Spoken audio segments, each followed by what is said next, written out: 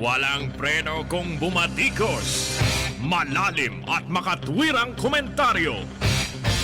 Mag-ingat ang mga politikong gumagawa ng kalokohan at baka kayo ay tamaan ng Rapid Fire!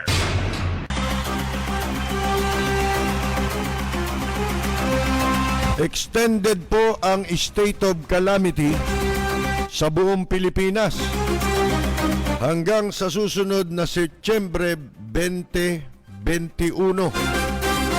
2021, next year po, mga kaibigan. Anyari.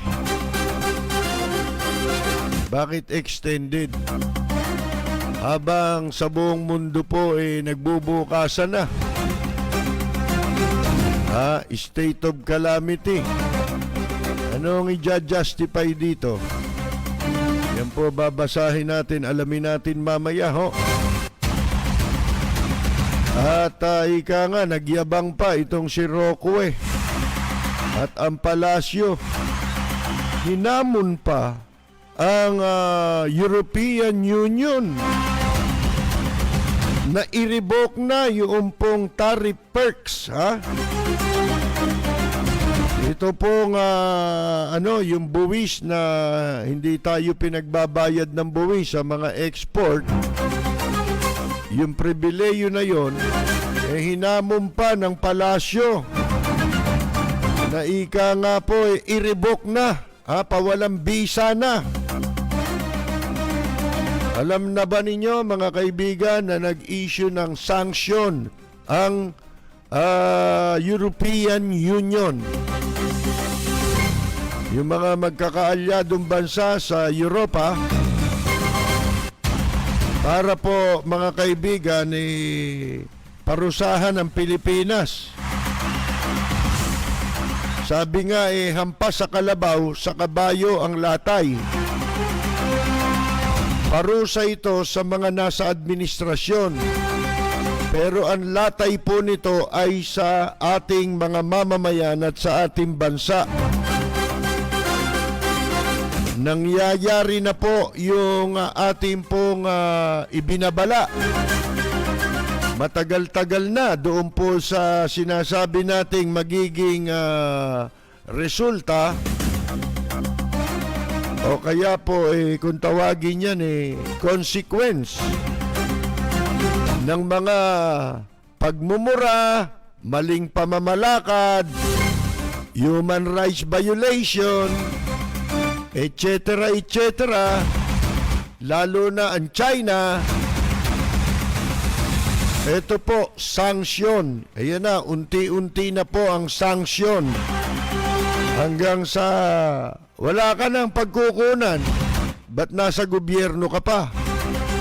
At ito, pinababalik ng Sandigan Bayan yung halagang 9 million na ill-gotten wealth ng dating vice-alkalde ng Maynila na si dating Vice Mayor Danilo Lacuna. Sumadsad po sa sa Smart City Index ang Maynila dahil po sa iba't ibang problema. Kasama na ang corruption, traffic, etc. Yan po ilan sa ating mga pag-uusapan ngayong gabi, mga kaibigan.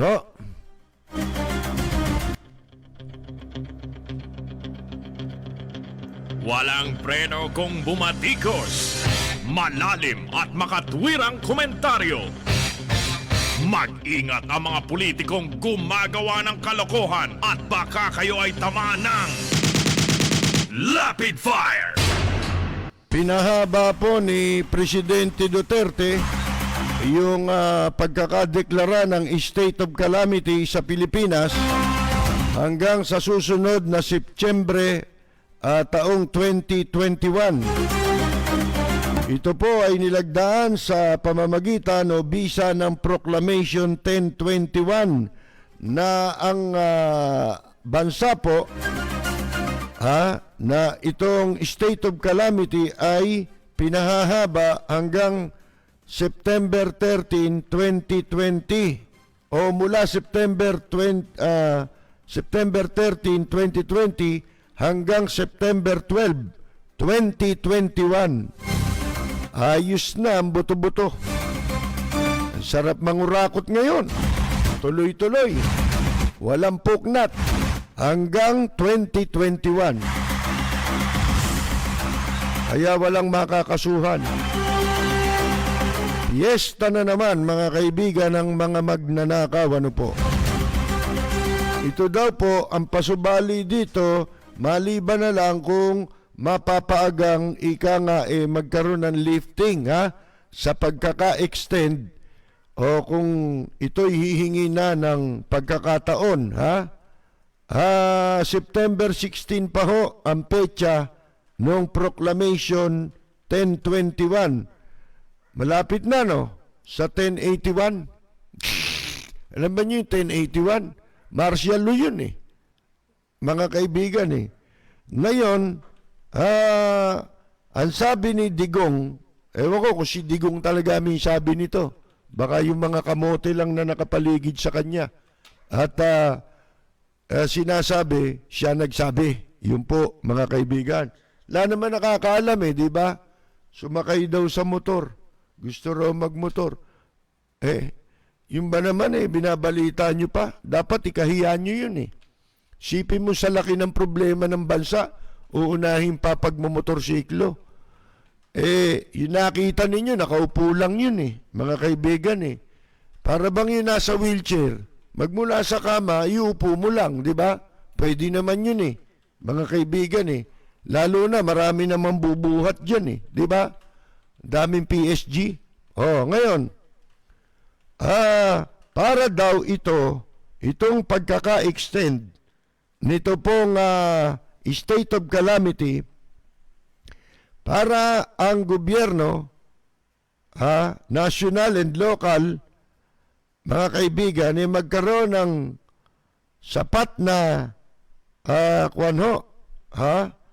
sapat na panahon na maipagpatuloy na magamit ang mga kaukulang pondo.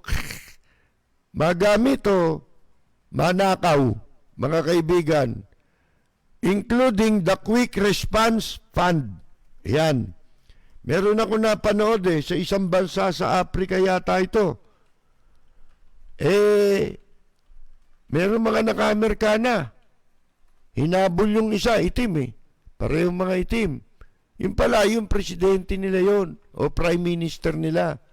Hinabol yung isang cabinet member kasi ninakaw nung hayop na yon yung pondo para sa COVID. Pinagsusuntok siya nung prime minister. Nakakatawa mga kaibigan sa galit nung tao.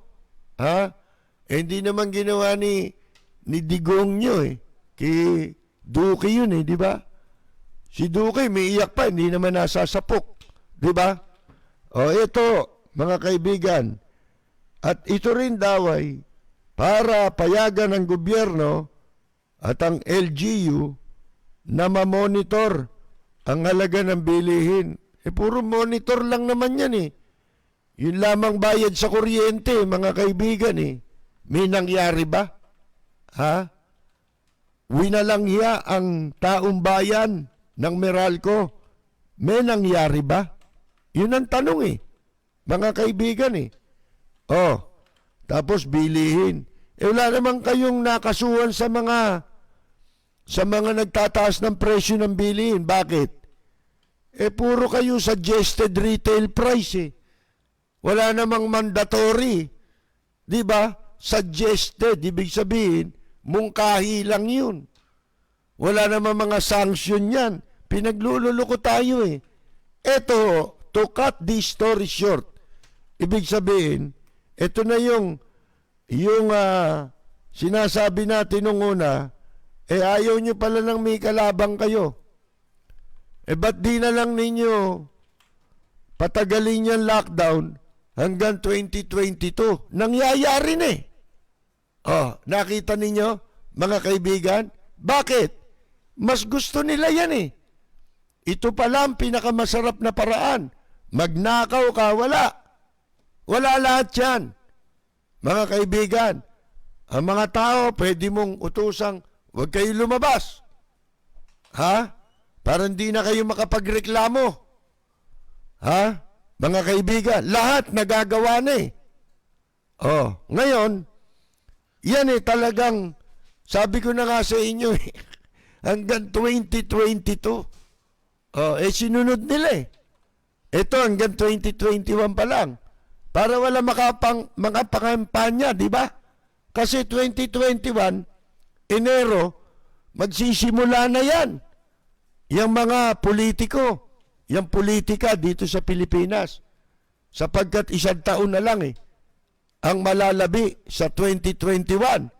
So, ginawa nila hanggang September para sila lang ang makapangampanya.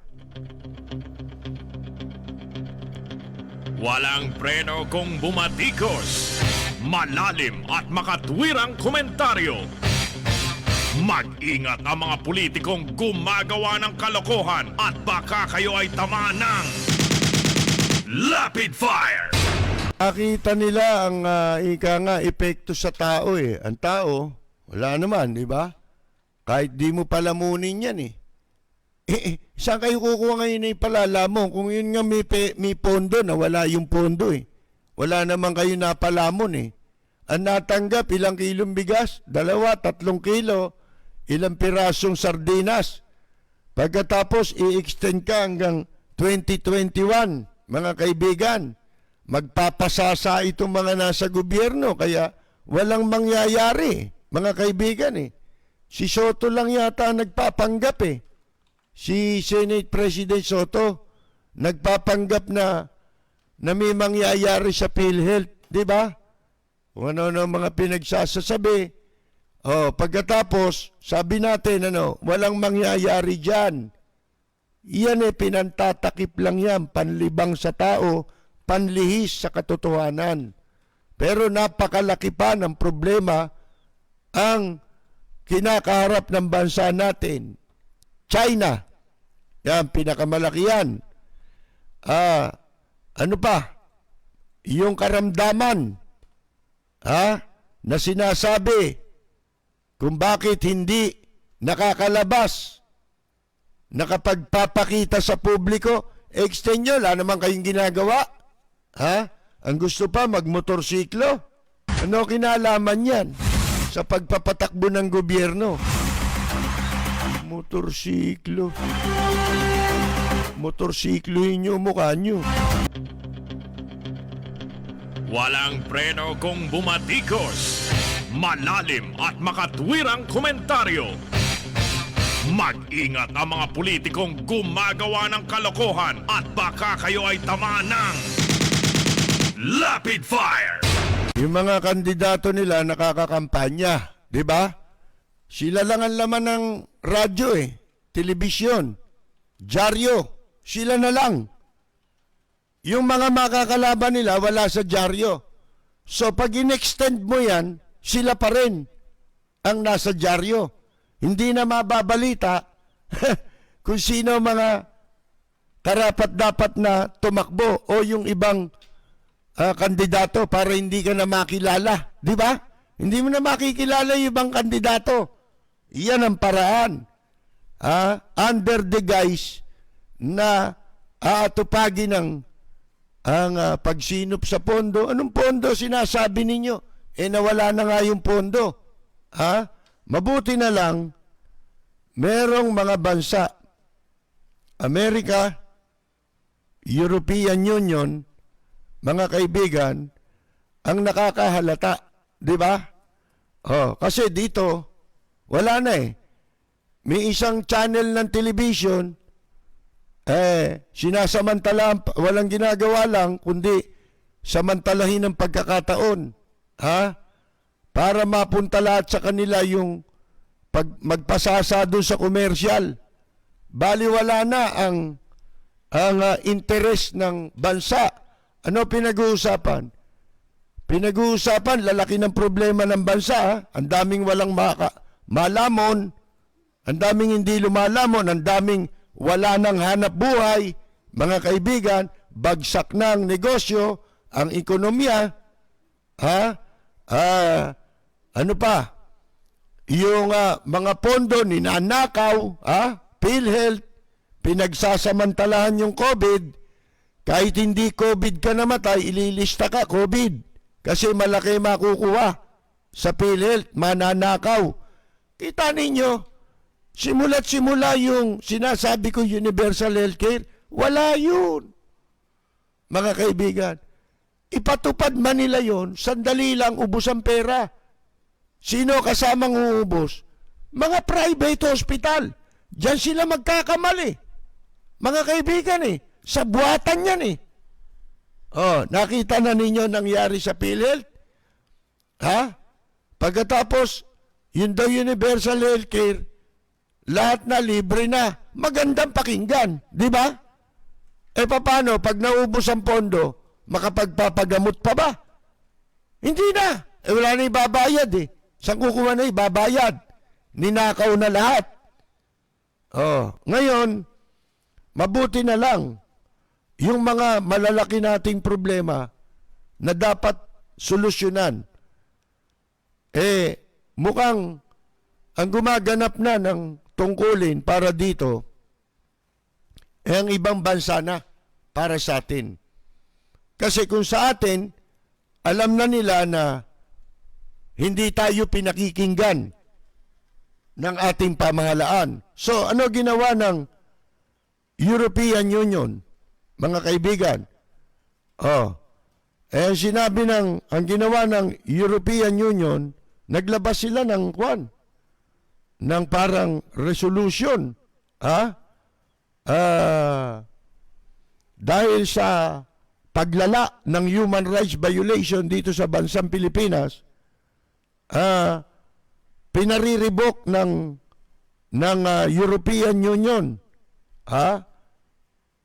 yung pong Generalized Scheme Preferences Plus, GSP Plus, na nagkakaloob sa ating bansa ng pribileyo na makapag-export ng walang buwis na babayaran doon sa mga bansa na kaanib sa European Union.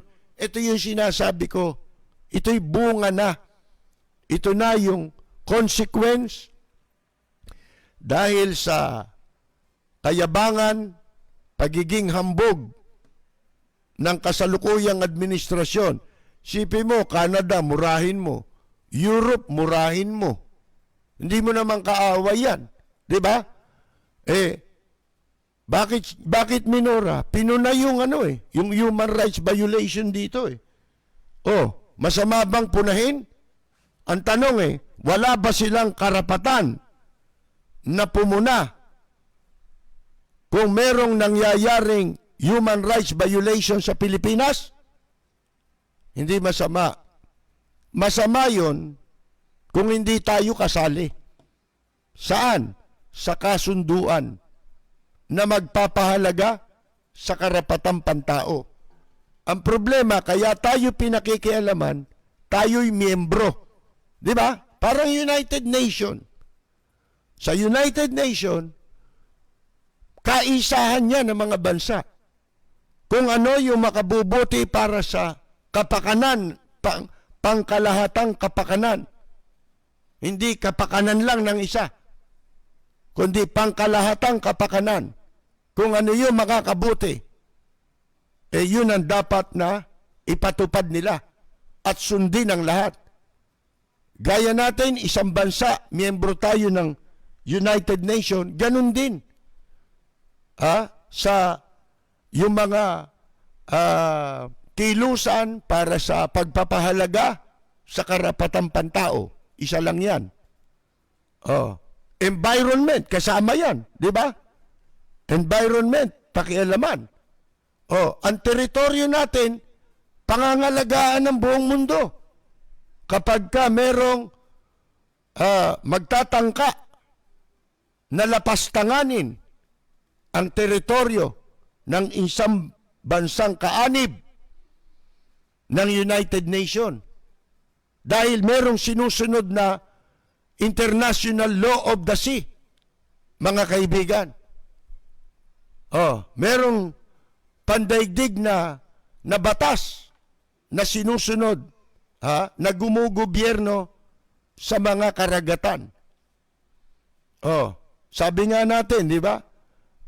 Yung mga bansang yan, mas ano pa sila eh, mas dapat pa nating pasalamatan sapagkat dito walang Pilipinong makatayo laban sa ginagawang paglapastangan at pananakop sa atin ng bansang China.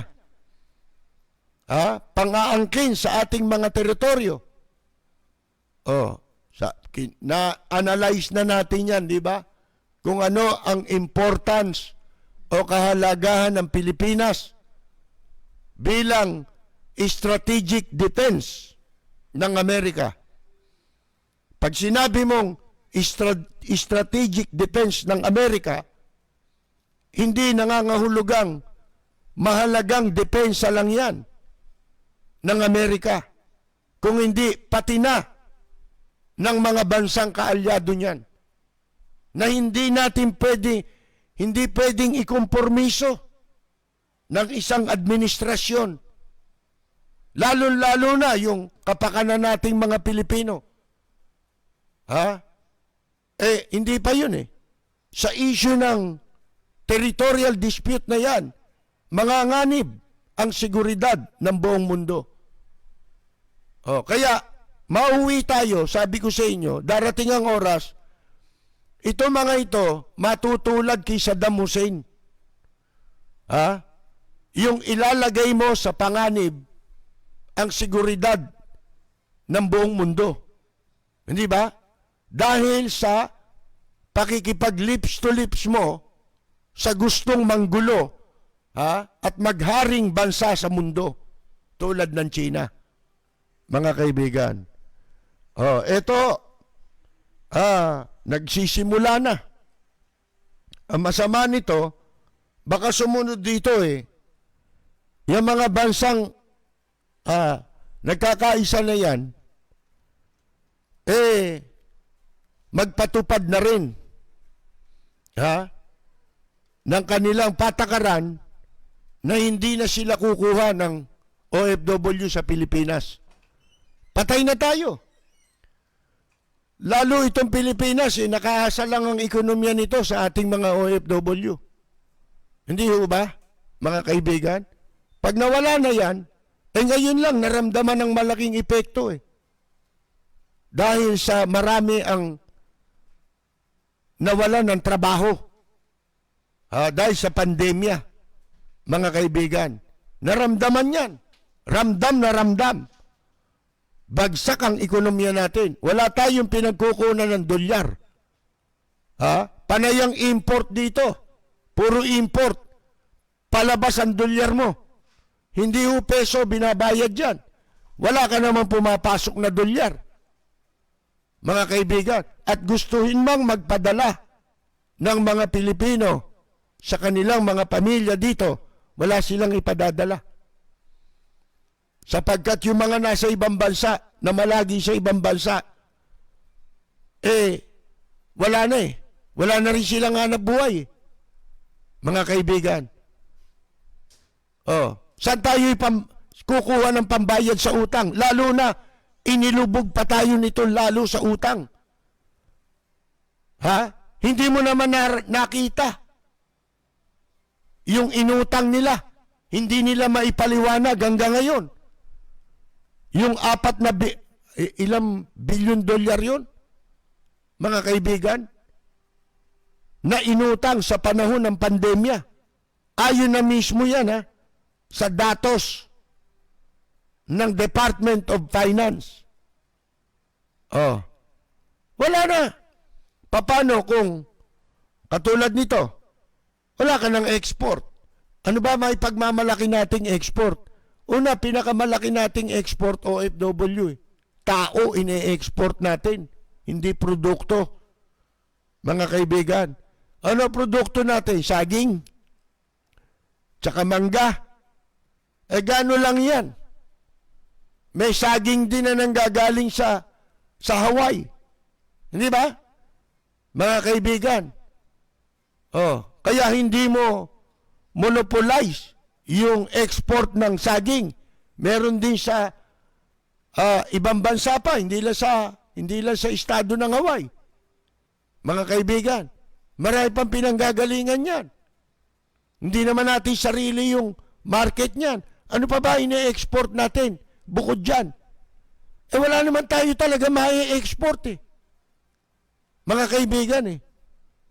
Ang sinasabi dito, ang maapektuhan dito kung ano yung meron tayong export na pinapapasok nila nang wala silang sinisingil na buwis. Yan puputulin. Mga kaibigan. Meron daw tayong 6,200 products. Isipin niyo yun, marami-rami rin yun. 6,200 produkto galing dito sa Pilipinas. Ang maaapektuhan dito sa hakbang ng European Union. Dahil po sa corruption, dahil sa paglala ng human rights violation dito sa Pilipinas, pati na yung freedom of expression, mga kaibigan, ay nanganganib na dito sa Pilipinas.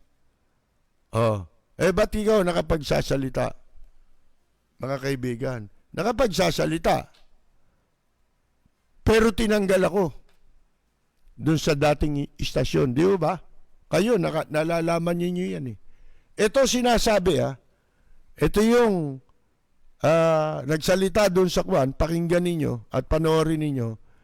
Itong isang kinatawan sa mga ano ito mga mambabatas ito sa European Union tungkol po dito sa pinag-uusapan natin ito. Sandali lang ho ito, maigsi lang ito. Before the summer, I spoke to Maria Ressa. She had just lost a made-up case, and I was so worried about the human rights situation in the Philippines. And I said, Maria, what can we do as the international community? And she said, you know, Hannah, democracy dies in darkness, so what you should do is shed light on the situation. And that is exactly why we're having this debate today. And that's why I'm happy to see you here, Ms. Opilainen. But someone is missing, and that's our new Trade Commissioner, Mr. Dombrovski. Because we don't have these many tools as the European Union to protect human rights and democracy. And maybe our trade policy is the strongest one. But Duterte, the president of the Philippines, who is encouraging his own services to kill tens of thousands of people, still enjoys trade privileges of the EU under the GSP Plus scheme that are supposedly linked to improvements in human rights. But the situation is just getting worse. And that's why I'm so happy that across all political parties in this resolution, we call on the Commission to start the procedure to revoke these privileges immediately. And to be frank, by immediately, we mean by Monday. Thank you very much.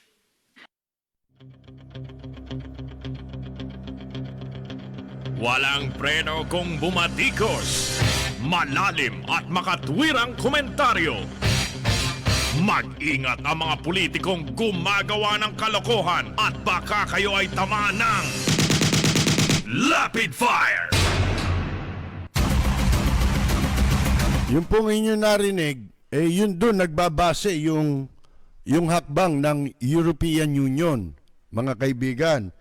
Mabuti, merong mga bansa na talagang ginagampanan nila. Ano ibig sabihin nun? Ginagampanan nila yung kanilang papel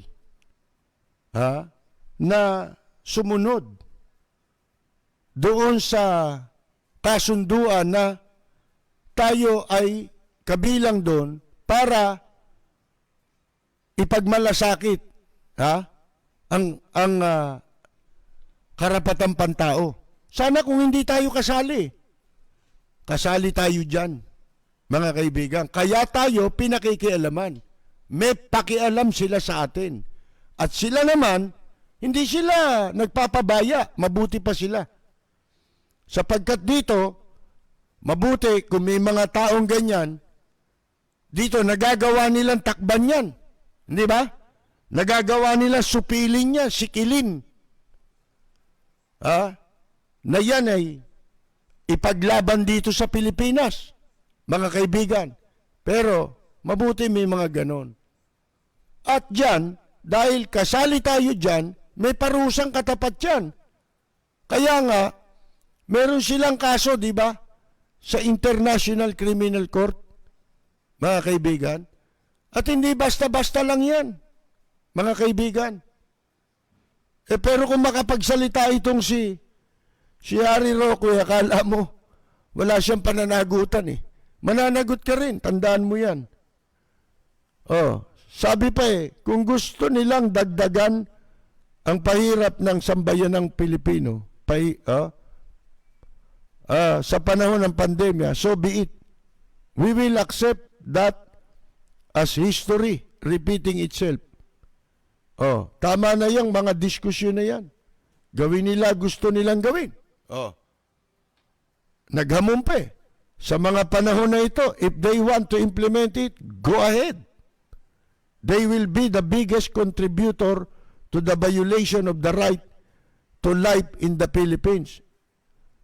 Tingnan ninyo, binabaliktad nila ang sitwasyon.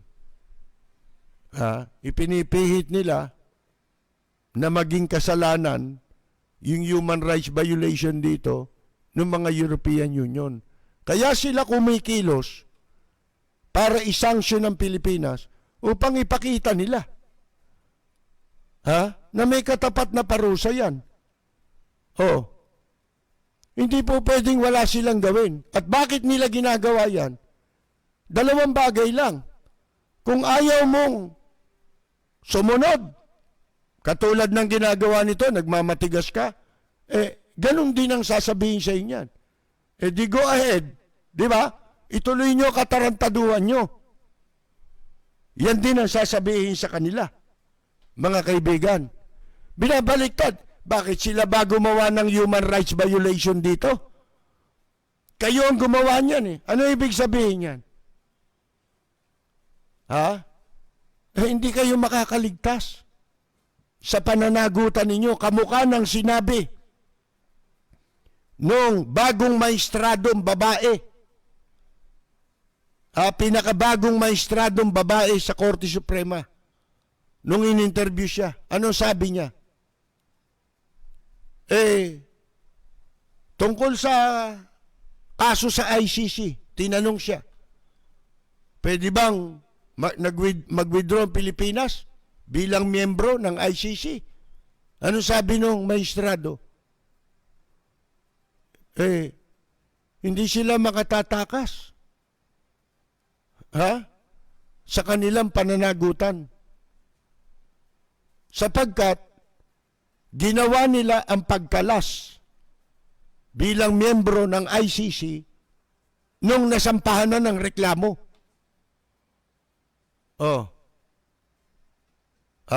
Pero kung yung pagkalas ay ginawa nila nang wala pang reklamo sa kanila, wala nang pakialam ang ICC. Kung saan tayo ay membro, mga kaibigan. Sipin ninyo, pwede ba yung ganon sa batas? Pagka ikaw na nagkasala at mananagot sa batas, ibig sabihin, mamumundo ka na? Mamumundo ka na lang kasi hindi mo na kinikilala yung batas. Di ba? Against sa rule of law, ang ibig sabihin nun, mga kaibigan. Kapag pinagpatuloy niya, marami pang mangyayari. Di ba nagumpisa na yan doon sa pagsasara ng mga negosyo rito? Di ba?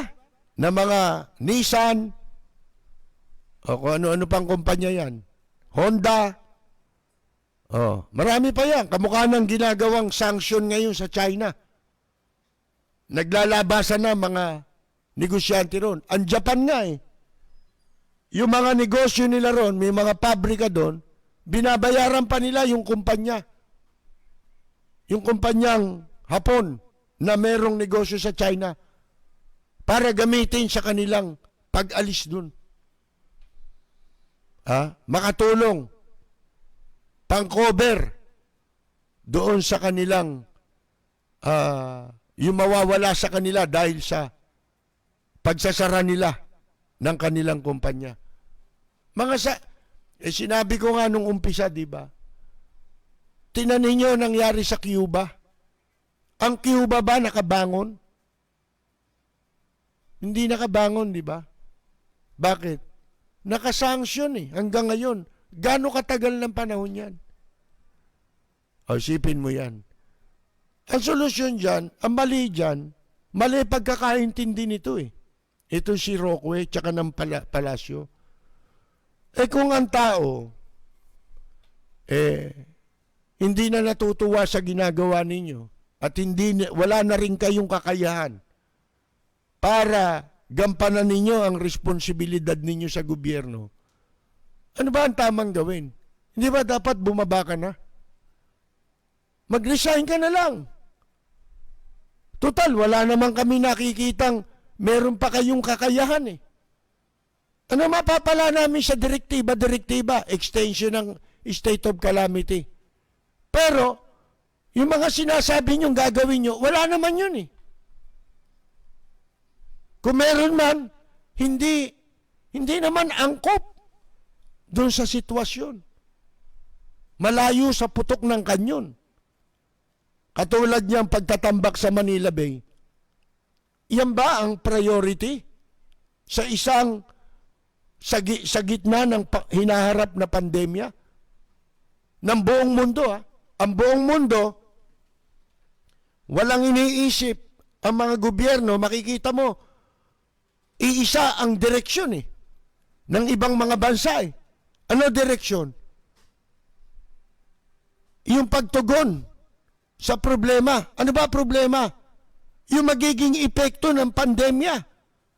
Hanap buhay, mawawala, kailangan magkaroon ng hanap buhay, kailangan tulungan ng mamamayan. Ang mga walang trabaho, bigyan ng pera. Kahit may trabaho, nawalan ng trabaho, bigyan ng pera. Pautangin ng gobyerno. Saan napunta? Ninakaw. Isa PhilHealth lang Sipin ninyo, ang mga contributor dyan,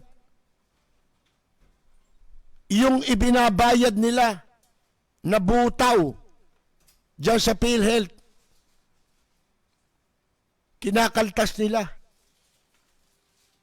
Halos agawin sa kinakain nila para lamang mapaghandaan ang kinabukasan na baka sila magkaroon ng karamdaman. Isinasapalaran na. Tapos ganyan lang. Isip daw, buwagin daw. Buwagin na lang daw. Nagpapakita, kunyari, sa galit, bubuwagin. Ano yan? Kumbaga sa kasabihan yung dahil meron daga sa bahay, susunugin mo yung buong bahay. Mga kaibigan, di patayin mo yung daga. Hulihin mo yung daga. Hindi ba? Hindi mo susunugin yung buong bahay dahil may daga sa loob ng bahay. Yun ang gagawin. Bakit? Para magkaroon ng pananagutan. Mawala ng pananagutan. Di ba, ang dapat na reaksyon ilabas nyo yung pera, ibalik nyo yung pera. Yun, ang tama. Hindi ba? Bakit mo i-abolish tapos ipa-privatize? Para anong purpose nun? Una, para absuelto na lahat.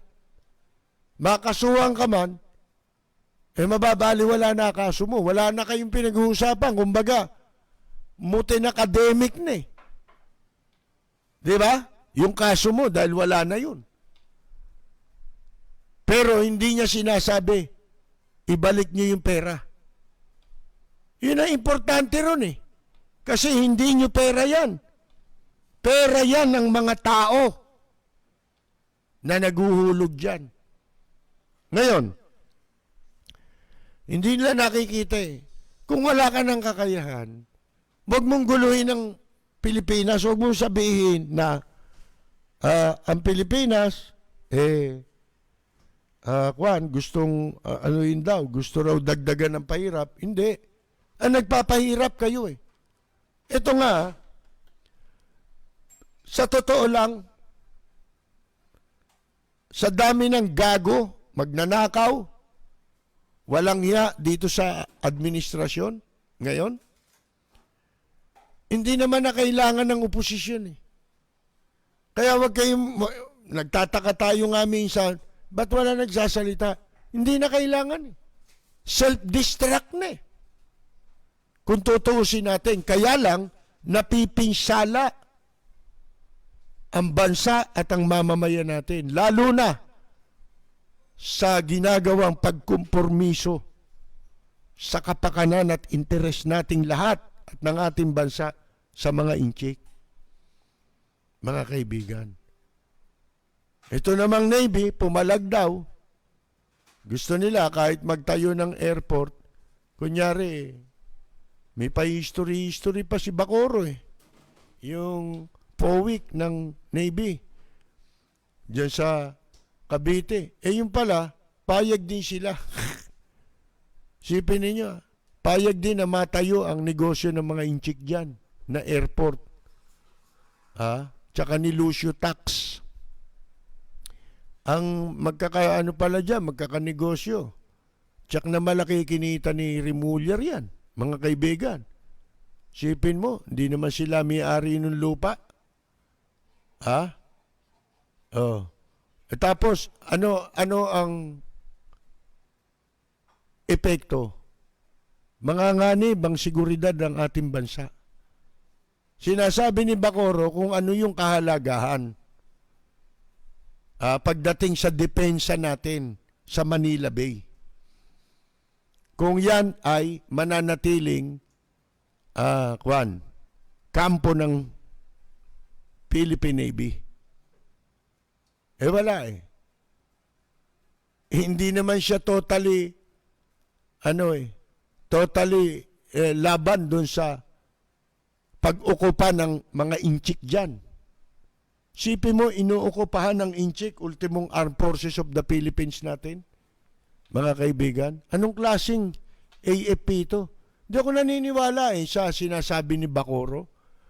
Dapat, kung puti, puti. Kung itim, itim. Hindi yung may pabor ka rin. Di ba? Kaya lang, magme-maintain ng opisina ron. Yun lang, ganun lang. Paghahaluin mo yung incheck tsaka yung depensa ng yung yung lihim dapat, di ba? Ng national security. Hindi ako naniniwala kay Bacoro. Mga kaibigan. Yung iba, pinuri ka agad eh. Tingin mo, mabibigo kayo. Yun lang sinabi niya ngayon. Kabiguan na yun eh. Para rin yan yung sinabi nung tagapagsalita ng Armed Forces of the Philippines, si Arevalo. Isipin mo sa Amerika, tinutugis yung mga yan. Pinalalayas na nga. Ultimo mga nag-aaral doon. Bakit? Ang intention, di naman talaga yun eh. Cover lang nila yun. Sa kanilang misyon. Ano yung misyon? Magkaroon na sila ng access sa national security. Para madali ka na mapabagsak, madali ka nang mapayuko, madali ka na makonquer, masakop, mananakaw ang impormasyon mo. Anong sasabihin ninyong hindi mapanganib yan? At nandiyan kayo. Kayo? Wala naman kayong kaalaman eh. Wala tayong ganyang. Hindi tayo makakapareha sa kanilang Tamo yung kanila lumalaban na nga sa Amerika, di ba? nabubuko lang eh. Katulad ng Huawei, di ba? Sa Canada. Nabubuko lang eh. Sa Amerika. Oh. Mga kaibigan, baliktad eh. Hindi yung gustong dagdagan. Kayo nagdadagdag ng pahirap. Meron bang naranasan ginawa Pilipinas? Sa panahon ng kasalukuyang administrasyon? Sabihin nyo nga sa amin. Hindi ba puro stress ang inabot natin? Oh, mag-face mask ka. Ha? Kailangan may face shield ka pa. Kailangan nasa sasakyan ka, may suot ka pa niyan. Hindi ka na makakaingay. Yung pa lang eh. Ang kuryente mo, sinisingil ka ng patong-patong. Walang pinagbabasihan. May ginawa ba gobyerno? Wala na eh. Mga kaibigan eh. Hindi na gumagana yung sistema ng gobyerno. Sino nagpapahirap? Sila. Ha? Itong mga bansang ito, ginagawa nila yan on purpose. Ha? Gusto nilang pagmalasakitan ng mga Pilipino. Yun ang katotohanan yan. Makakaapekto pero yung mga namumuno hindi pangalawa ito importante. Wala na kayong credibility. Kaya kita mo hindi na sila pati ambassador sabi ni Rockwell, "Hey, magtrabaho naman kayo diyan." Ha? At ipaliwanag ninyo na hindi totoo 'yan. Ha? Hindi totoo ang alin nangyayari dito. Ang totoo, wala nang credibility ang mga public officials. Sa mata ng buong mundo. Wala nang paniniwalaan sa inyo. Paano mo paniniwalaan ng isang presidente? Yung nagbabaka sakali, akala niya kasi magaling siya. Kaya niyang isaywar lahat yan. Hindi mo kaya. Unang-una, hindi ka naman military. Hindi mo laro yan, saywar. Nabasa mo lang yan sa istorya ni Hitler. Pero, wala kang kakayahan yan. Sasabihin natin sa inyo. Ang totoo niyan, kaya ka nga walang kakayahan eh. Naglalambiting kayo sa pundilyo ng China. Di ba? Nakaasa rin kayo, nakadepende ka rin. Yun ang pinagmamalaki mo. Pinagkakaisahan na yan ng buong mundo sapagkat panganib na ginagawa niyan sa mundo. Masama na. Yan lamang pandemya na yan, sila ang gumawa niyan. Para ma-divert ang attention, mawala ng lakas ang buong mundo. Para putulin yung kanilang kawalangyang ginagawa sa West Philippine Sea, sa South China Sea. Mga kaibigan.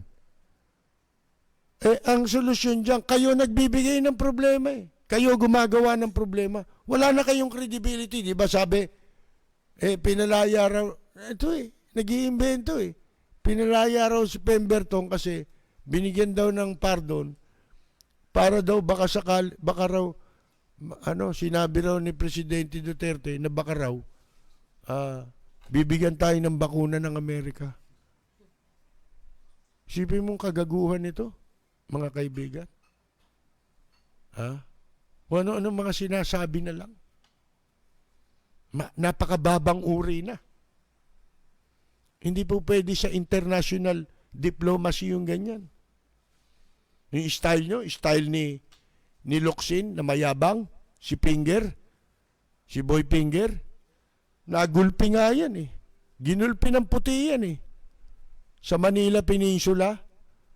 Kalahin mo dumating dun may nagkukwentuhan sila Joker Arroyo tsaka yung dalawang kolumnista. Pagdating nito, yabang, bunganga Kala mo kung sino, nag-i-English. Hindi siguro maintindihan ng Amerikano. Kaya binagsakan sila ng Coca-Cola sa harap nila Binagsak doon sa lamesa nila Tapos ginawa siyang panlinis nung sahig ng peninsula. Kuminis naman eh. Kumintab naman yung sahig eh. Kaya ang laking pasalamat ng Manila Peninsula. Sabi kay Locsin, punta ka ulit dito ha. Paano kumikintab yung ano namin eh, sahig namin eh. Marmol yan eh. Mga kaibigan. Ala na ho eh. Hindi nakakaintindi. Nakakaintindi man, nagpapanggap silang yung technocrat. Akala mo yung mga saywari sa Amerika ng mga category ng mga politician na gano'n, magaling sa manipulasyon sa British, di ba? Hindi nyo pa kaya yun. Kitang-kita naman ang ebidensya eh. Yung kasindaldal ninyo, ni Roque, yan sila Gadon, mababaw yan. Ang kamukha ninyo, yung kasabihan, na kapag ka ang dagat ay maingay, mababaw yan. Pagka ang dagat ay tahimik, malalim yan. Sa bunganga pa lang ninyo, halata na kayo eh. Di ba? Alin, kung ako nasa Supreme Court, patatanggalan ko kayo ng lisensya, pare-pareho. Ignorance of the law, lalo na yung si Gadon, nagpupumilit. Baka mabigyan ng pwesto eh. Di ba? Ang puhunan, magkalat ng katangahan. At gamiting ang Supreme Court sa kababawan. Binababoy, pati Korte Suprema, kung ano-ano pinapail. Lagi naman butata, mga kaibigan. Lagi naman napapahiya. Akalain mo may mga batas. Nagpapail siya ng batas ng anong tawag nito, petition, na hindi mananalo eh. Bakit? Hindi niya alam may batas. Papalitan mo yung pangalan ng airport. Pababalik mo sa dati. Ang paraan doon para magawa yun, hindi ka dudulog sa Supreme Court. Para magawa mo yung gusto mo, doon ka dumulog sa mga kamukha mo ron sa Kongreso, katulad ni Alan Peter Caldero Cayetano. Walang preno kung bumatikos. Malalim at makatwirang komentaryo. Mag-ingat ang mga politikong gumagawa ng kalokohan at baka kayo ay tamaan ng Rapid Fire! Yung resolution ho ng European Union lawmakers, ibig sabihin mga mambabatas ito, di ba? Nananawagan sila sa European Commission, in the absence of any substantial improvement, dahil sa kawalan ng sapat na pagbabago at yung intensyon, yung willingness na makipag-cooperate on the part of the Philippine authorities. Walang walang substantial o sapat na pagbabagong nangyari simula nung magsimula yung magumpisa yung mga kalokohan dito sa Pilipinas at kawalan ng intensyon nila na makipagkaisa sa panig ng Philippine authorities, ng otoridad natin, to immediately, nananawagan sila sa madaliang pagsusulong ng mga hakbang na maaring mga hakbang para temporary, pansamantala ay i-withdraw yung GSP plus preferences. Yun nga yung privilege na ang mga export natin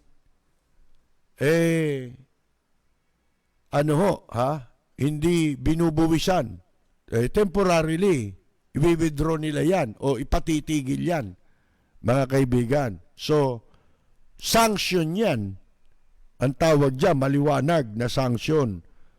Sabi ni Rocky, nananawagan daw siya sa lahat ng ambahador. Double effort. Sana kung ang mundo ngayon, kamukha pa rin nung araw. Hindi na ho eh. Di ba? Naitatago mo pa eh ang kalokohan dahil sa hindi namang kung noon nga eh, di ba? Hindi na itago ang mga nangyayari sa Pilipinas eh. Nawala pa yung mga makabagong teknolohiya. Di lalo na ngayon, nakita mo ngayon, minsan di na nila kailangan, di na nila kailangan magpadala ng sundalo. Hindi na. Tatapatan ka na lang ng drone. At pagka naasinta ka na sa drone, pakakawala ng missile, todas kayong lahat. Di ba? Yan ang mangyayari sa inyo. Sipin mo, ang karapatang pantao ay pinangangalagaan po lahat ng biktima ng di umano'y karahasan at karapatang pantao ay merong remedyo sang-ayon po sa lokal na batas at saligang batas ng Pilipinas. Mga kaibigan sabi mo lang yan yung sinasabi mong batas dito, hindi naman sinusunod yan, tsaka yung sinasabi mo, wala sa standard, sa international standard, kumbaga sa produkto. Pandaigdig na kasunduan yan, kaya nga naitayo yung Commission on Human Rights Bakit? Mandato yan ng international community na lahat ng bansang kasapi ay magkakaroon yan. Mga kaibigan, gusto mo yung standard mo? Hindi pwede. Kaya nga sila nagsasalita may standard sila Kaya nga rin sila nakabuo ng nananawagan para bumuo ng isang hakbang dahil alam nila ang standard. Meron pamantayan. Ang pagtugon kung paano mo pahahalagahan ang karapatang pantao. Hindi yung version mo lang. Hindi yung karapatang pantao na version mo. Hindi ganun yun. Di ba? Sipin yung mga abogado ito, nagkakalat. Mga kaibigan. Ang masama niyan nga, nadadamay ang mga mamamayan. Di ba? Di ba nung isang araw lang nandito yung video mahaba yun Yung pinadala ko kahapon na labandera sa isang lugar dito sa Parañaque. Kawawa naman yung tao. Ito, tinan mo nangyari sa Pilipinas dahil sa kagaguhan na isinulong sa ilalim ng kasalukuyang administrasyon. Yung mga paglabag sa batas, naging sobra na Panoorin nyo to. Hindi po. Hindi ako. Kasi nga, di ba na sinabi ko nga sa inyo, na huwag niyo akong pilitin na, kung titikitan niyo ako, may kaso na ako. Bakit kakasuhan ka nga? Ticket po yan. Magkano din yan. Babayaran ko rin yan ng 1,000. Hindi ko naman alam na kailangan mag-face-mask habang naglalaba. Ka na matapang ka. Ano po? Kaya na matapang ka, pasahod ka. Hindi po. Hala. Ikaw. Halika. Hindi siya nagbe-video tanga Sumama ka lang kaya sa barangay. Hindi po. Hindi po, sir. Nagki-Facebook siya. Matapang ka na. Mugas ka. Hindi yan. Yan nagki-Facebook po, sir. Sir, mali nakakala po yan, sir. Kung akala nyo, nag-video po siya, ito po, kitang-kita nyo po, nag-Facebook po siya. Ako rin po, nag-messenger po ako. Akala ko tapos na po. Bakit ganito? Ako na present po sino yung nandito sa labas kasi. Ako. Kayo. Naglalaba po ako. Wala tayong problema roon. Nag-messenger na po ako. Po namin kayo. Hindi nga po ako pwedeng sumama sa inyo, sir. Kasi wala naman po akong kaso. Ano bang kaso ko? Hindi naman po ako pumunta dyan sa labas. Nanonood ko ba ng TV? Sir, Nanonood ka ng TV? hindi ako nanonood ng TV dahil sira ang TV namin eh. Wala rin kaming TV, sir. Ma'am, binibidyo mo kami? Hindi, sir, kasi nga, Kahit hindi po kayo sumama sa amin, Ito na lang. Nakiusap po kami. Sige na lang. ako rin nakiusap po ako sa inyo. Dahil first time ko nga, hindi ko naman alam, nangatwiran ako, hindi ko alam na kailangan pala mag-face mask habang naglaba. Ang alam ko, hindi po sir, ang alam ko kasi kapag bumibili ka, kailangan mag-face mask. Pag lumalabas, kailangan mag-face mask. mandatory na po natin yan. Pag lumabas ka ng bahay mo, mag-face mask po ba? Opo, maglalabas nga ng bahay kayo. Sasabihin ko po sa inyo, ngayon nagre-resist po kayo at hindi kayo nagkikipag-coordinate sa amin, hindi kayo nagkikipag-cooperate. Sinasama po namin kayo at hindi kayo nakapag-coordinate sa amin. Within 3 days po, alamin po, i-allocate namin ang pangalan niyo at padadalan po namin kayo ng sumon.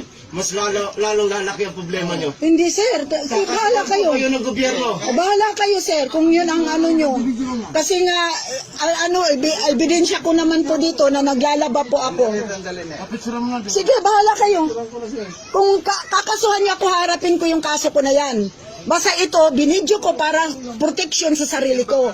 Kasi hindi nyo naman ako ang tinatawag nito, hinuli na sa labas na walang face mask. Nandito ka sa labas eh. Nandito ako sa bakuran ko dahil naglalaba po ako. Pero wala ka sa loob ng bahay mo. Oo, alang-alang maglalaba ako dito sa loob ng bahay. Na kaliit-liit ang bahay ko, nandito po. Wala kang face mask nga nasa labas. Automatic. Check. Yan.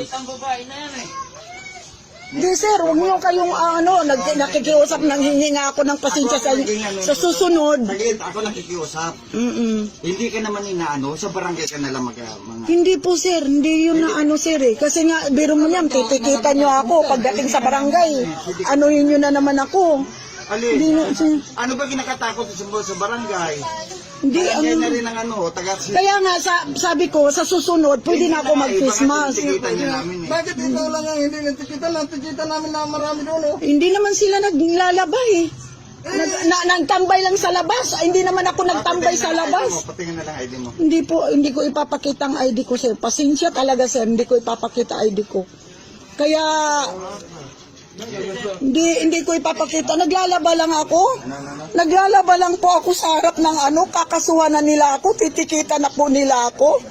Ganun ba lang yun talaga ka-unfair ang batas ngayon? Tapos pag natitikitan ka, 1,000 ang tubos mo. Pag hindi mo matutubos, another kaso na naman.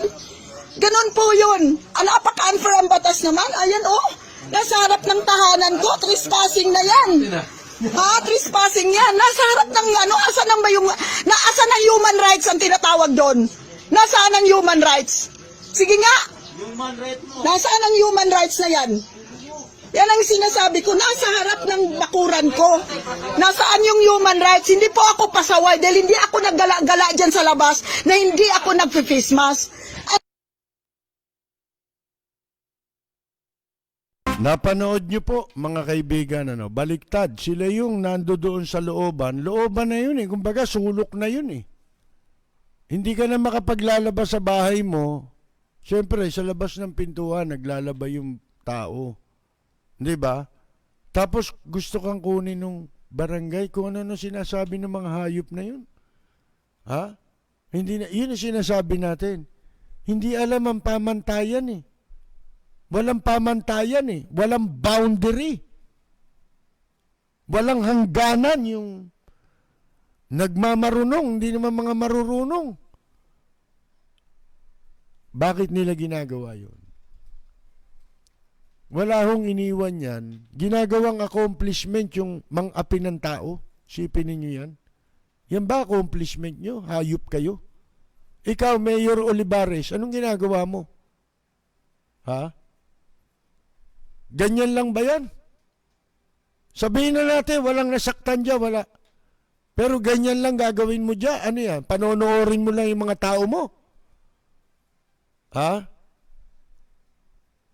Sa susunod alam nyo na kung paano gagawin nyo dyan kay Olivares. Mga kaibigan. Yung mga kababayan natin sa Paranaque. Dyan din tayo lumaki. Di ba? Ngayon,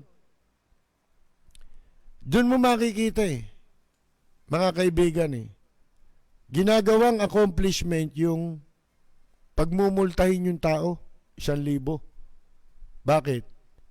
Kaya ganado sila, ganun na lang kasigasig silang gawing accomplishment, may kita ron Di ba? Parang parking yan. Sa Maynila, pumarking ka. Sa karsada. Meron lalapit sa'yo, di ba? May resibo. Sinisingil 50, di ba? Ang napupunta sa City Hall, kalahati. Ganon din ang ginagawa nila riyan. Sip mo, face mask, maglalaba ka.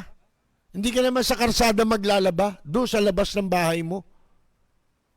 Sipin mo yan. Tapos, yun daw mga nasa labas, tama yung sinabi ng babae. Nakatambay yun, hindi naman naglalaba yun Kailangan nila mag-face mask. Sa labas talaga yun Labasan na talaga yun Eto, mga kaibigan, naglalaba, isipin mo yan Naalala ko tuloy yung judge na magaling, si DiCaprio. Judge DiCaprio sa Amerika ito. Providence yata ang pangalan ng lugar na yun. Sikat na sikat itong judge na to sa social media. Di ba, nililitis niya yung mga traffic violations. Ngayon, dahil sa kagandahang loob nitong judge na ito, mabuting hukom ito Tapat na hukom. Mga kaibigan, isang tapat at makatarungang hukom. Dahil sa kanyang mga ginagawa, yung nakikita niya yung iba, may mga problema sa buhay, walang hanap buhay, tapos pinagmumulta, hindi makabayad, di ba? Hindi kayang bayaran ang multa. Minsan inaabunuhan niya. At dahil ginagawa niya yun, maraming sumusulat sa kanya at nagpapadala ng pera. Merong kalakip na pera sa kanilang sulat. Meron siyang isang sulat na binasa dahil yung multa nung kanyang didesisyonan, ginagamit niya itong mga perang ito para dun sa mga walang-wala na kailangan magbayad ng multa sa kanilang violation. Yung mga pinapadala, pinipili niya, discretion niya yung pagbigay, pag-abono para takban yung multa ng violator.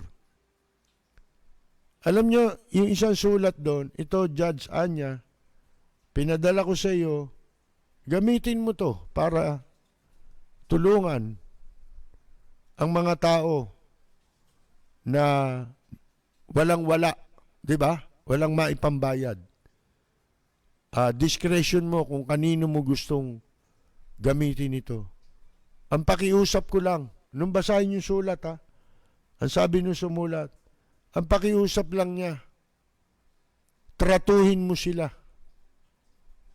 na may dignidad. Treat them with dignity. Yun naman talaga ang ginagawa ng judge.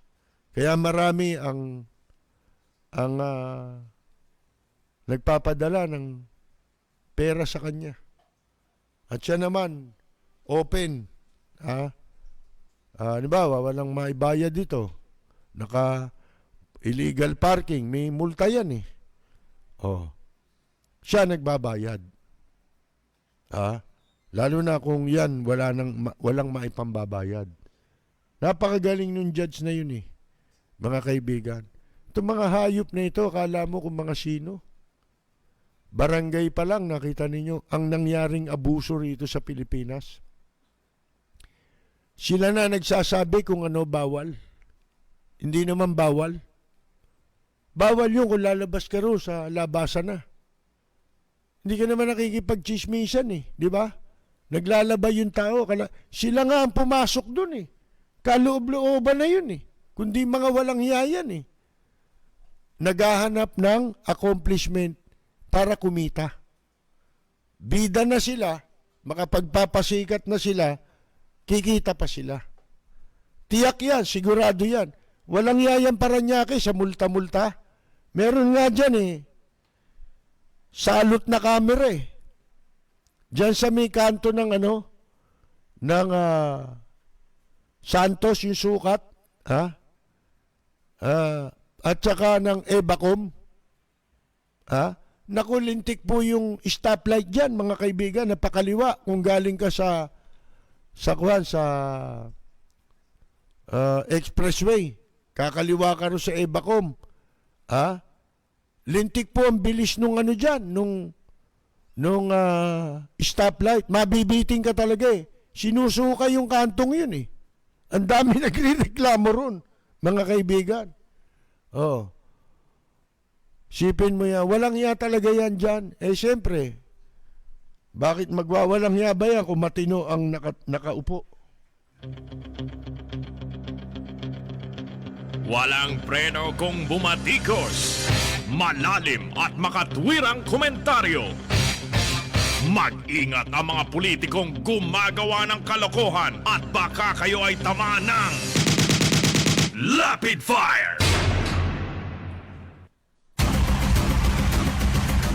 Ang Sandigan Bayan 3rd Division ipinag-utos po ang pagbawi sa 9 na milyong piso halaga ng government assets na-acquire o na-kamit nitong si dating Vice Mayor, Manila Vice Mayor Danilo Lacuna. Tatay po ito nung kasalukuyang Vice Mayor na si Hani Lacuna. Ngayon, sa 53 pahinang desisyon ng Sandigan Bayan, kinatigan nila yung petisyon ng ombudsman na sinasabi, hinihiling na kumpiskahin ang mga ari-arian ng pamilya Lacuna na nagkakahalaga ng 9 million and something, 9 million pesos something. Kabilang dito yung isang bahay at lupa sa Bacood, Santa Mesa, Manila. Isang bahay at lupa sa Sakolo, corner Bisaya o Biyaya Street. Sakolo, corner Biyaya Street sa Sampaloc, Manila, na nabili noong 1999. Isang lote sa Tagaytay na napasa kanila rin noong 2000, taon 2000. Isang Honda CRV na sasakyan at isang Hyundai Starex. At mga shares of stocks na nagkakahalaga ng 6,605,000 pesos. Na pawang nakadeklara sa Statement of Assets, Liabilities and Net Worth o SALN. Kagabi lang pinag-uusapan natin ito, di ba? Kasi biglang binago ng ombudsman nung meron ng naghahanap ng SALN, bakit 2 taon na, for the first time sa history ng Pilipinas, nagkaroon tayo ng presidente, 2 taon na, hindi pa naglalabas, nagsasapubliko ng kanyang SALN. Siya lang yun. Sa loob ng mahigit 30 taon, siya lang ang presidenteng walang nilalabas na SALN. Mula nung maisabatas yan. Sipin ninyo, yan ang importante. Pagka may access ang tao sa SALN, malalaman mo kung nagpapayaman eh. Ang isang, o kung hindi matino, ang isang public official, kamukha nito. Ibinasi itong kaso sa kanya, ito'y ill-gotten wealth. Unexplained wealth ito. Hindi maipaliwanag na kayamanan na nakamal niya sa masamang paraan. Di ba? Ipinapalagay na nakamal niya sa masamang paraan. Ill-gotten wealth. Sa panahong siya ay vice mayor, mula 1998 hanggang 2004, si Lacuna at ang kanyang may bahay, sabi dito, ay nagkaroon na kapag nagkamal ng property na umaabot sa 20,700,000 pesos. Subalit, ayon sa ruling o desisyon ng Sandigan Bayan, yan daw halagang yan na nabanggit ay maliwanag na hindi tumutugma sa kanilang pinagsamang kita o income na 11,703,000. Mga kaibigan, sabi ho sa desisyon, this disproportion creates a disputable presumption that the properties acquired from 1998 to 2004 were unlawfully, labag sa batas, illegal, nilang natamo, and that the respondent spouses have the burden of rebutting the presumption. Hindi nila napasinungalingan o na-rebut. Hindi nila na-counter, di ba? Kumbaga, hindi mo nasagot. Yung disproportion, mga kaibigan. The Lacuna spouses insisted that they had savings and secured loans to purchase the real properties. Sipin nyo, ang sabi nila, meron kaming savings, at saka umutang kami na pinambili namin dyan sa mga property na yan na pinakukumpis ka ngayon. At sabi pa ng may bahay ni Danny Lacuna, si Inday,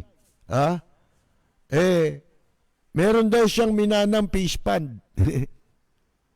Baka kamukha ka ni Ahan Chen, Ano ba yun? Aquarium naman yun. Yung sa kanya, nasa litrato kanina. While their children are helping them with their expenses. Bukod daw sa minana niya na fish pond, palaisdaan, pati mga anak nila, tinutulungan sila. Pagdating sa paggastos, sa mga gugulin. But without any proof of actual income, sabi ho, ng korte, the court said that Danilo must have acquired a considerable amount of money or property during his incumbency. Ang naging paniwala ng hukuman, si Vice Mayor Lacuna, naipon niya lahat yung mga yan, property. Siyempre, may mga petsa yan di ba? Kailan nangyari yan? Hindi naman tumutugma yung sinasabing may minana siyang fish pond, di ba? Wala lahat yun hindi tumugma ang paniwala, yang malaking halaga na yan ang salapi at mga ari-arian, natamo niya yan habang siya'y nakaupong vice mayor. Even though, sabi ho ng hukuman, there was likewise testimony that their children were helping them defray expenses. Yan. Kahit na daw merong testimonya na ang kanilang mga anak ay tumutulong sa kanila sa mga gugulin, this is not sufficient. Hindi ito sapat to establish any regular financial support coming from their children. Likewise, no justifiable explanation was given regarding the shares of stock which respondent Danilo declared in his salin. Ayan. Hindi niya naipaliwanag. Saan niya kinuha yung mahigit 6 million yun, yung shares of stocks na yun? Ni Attorney Danny Lacuna. Attorney ho ito, mga kaibigan. Ay, nako. Kwarta na, naging bato pa. Walang preno kung bumatikos. Malalim at makatwirang komentaryo. Mag-ingat ang mga politikong gumagawa ng kalokohan at baka kayo ay tamaan ng Lapid Fire! Wala tayong magagawa sa mga tao Boto ng boto, Ay, Vice Mayor pa yung anak, di ba? Yung Vice Mayor ni Erap. Ngayon, sila ni Isko. Mentor ni Isko yan si Danny Lacuna. Yan ang nagkumupkup sa kanya nung nagkahiwalay ng landas si Isko at saka si Atienza. Nung konsehal pa lang si Isko. Ito kumanlong sa kanya si Danny Lacuna. At naging kagrupo doon sa City Hall. Mga kaibigan. Kaya laking utang na loob na ni Isko dyan. Kaya Vice Mayor nga yung anak di ba? Si Honey. Honey. Hindi ito my love. Honey sour ito Mga kaibigan. Di ba? Tumistigo sila riyan, sa kasong yan. Sila yung sinasabing children, Sila yung nagsasabing, hindi ninakaw yung perang yan. Pinababalik ho ito ng Sandigan Bayan. Buti na lang, hindi lahat yun. Yung mahigit lang sa 9 million, soli nyo yun. Di ba? Sa pamamagitan ng mga property na yan. Kukumpiskahin ng ng gobyerno yan. Di ba, nasa pwesto pa naman Mas malakihan nga ngayon Sa Maynila, wala pa ito. Nagtataka ako, liit Yung naimpok ni ni Danny Lacuna. Mga kaibigan. Bagay, may sakit na ito Si Danny Lacuna. Nagtataka lang ako, bakit yun lang ang kwan? Wala bang yun? Walang parusa na iba? Di ba grap yan? Di ba? Dapat papailang ka ng... Di ba katulad si Justice Corona? Di ba na-impeach sa salin?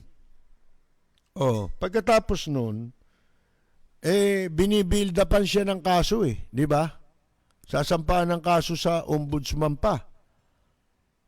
Hindi na natuloy yun kasi namatay na si dating Chief Justice Corona, di ba? Namatay na. So, eto, nagtataka ko, pagka meron kang ill-gotten wealth, may ginawa kang krimen. Di ba? Yun lang, pababalik lang yung kwan. Bagay, ito, maliit lang. Sabi ko nga sa inyo sina Bong Revilla, lalaki, di ba? Daan-daang milyon Sila Jinggoy. Pero nakawala mga kaibigan Walang preno kung bumatikos. Malalim at makatwirang komentaryo. Mag-ingat ang mga politikong gumagawa ng kalokohan at baka kayo ay tamaan ng Lapid Fire! Ang Maynila po, mga kaibigan, lalo pang bumagsak ng 10 beses. Ayon ho sa Smart City Index ngayong taong 2020. Concerns on road congestion, pagdating sa pagsikip ng masikip na karsada, yung masyadong maraming poor public transport services, air pollution and corruption. Ito raw Maynila, Manila's Smart City Ranking. Mula sa sa 104 dati,